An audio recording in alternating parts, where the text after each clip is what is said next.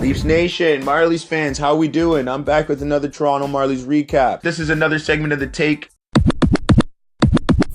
Currently 7 games into the AHL season, the Marlies have not gotten off to the hottest start. They currently have a 2-4-1 record with 5 points, and they sit in 7th in the North Division. The injury bug has hit the Marlies early, especially at the goaltending position. Kazimir Kaskisuo has missed some time already. He played in 4 games, but there's still no timetable on his return. Jeff Glass has stepped in as the Marlies starter. He'll likely remain as the Marlies starter. Eamon McAdam from the Newfoundland Growlers in the ECHL has been loaned to the Marlies in the interim.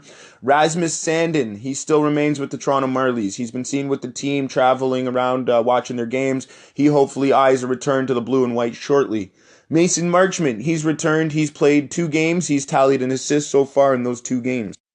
Goal scoring for the Marlies has come in bunches. They've also had a problem keeping the opposing team out, which is why their record doesn't fare so well. However, the point leaders so far for the Marlies are Trevor Moore. He has 6 goals, 2 assists. He has 8 points in 7 games. He leads the team. Sam Gagner, he has 4 goals and 4 assists for 8 points in 7 games. He's tied with Moore for the team lead. Carl Grundstrom, he's got 3 goals and 4 assists. He adds up for 7 points. He's only played in 5 games, so he's over a point per game.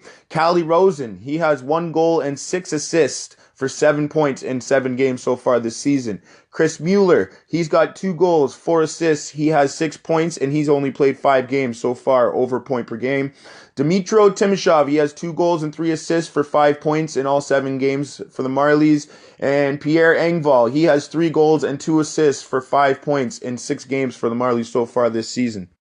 The Marlies have been lacking defense to begin the season. Timothy Liljegren is off to a slow start. He only has 1 goal and 2 assists in 7 games. Jeremy Bracco, he's also off to a slow start. He's only registered 1 goal and 1 assist in 7 games. Both haven't really been noticeable. I figured you'd see a lot more of them this year so far. I mean, it's only early, so hopefully they get it going soon and we can get the Timothy Liljegren and Jeremy Bracco we seen at the end of last year.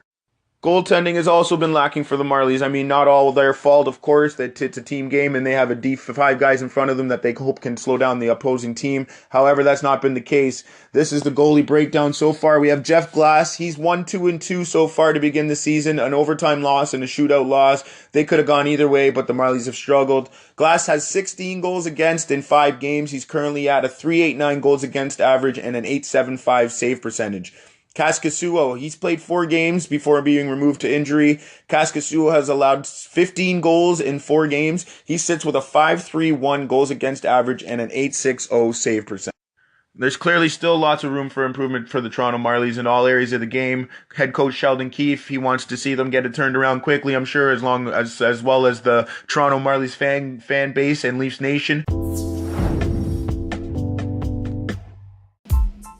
Thank you for joining me. This is another segment of The Take and the Toronto Marlies recap. I'm your host, Kyle Outridge. Catch me on Twitter at Kyle Outridge, TLC.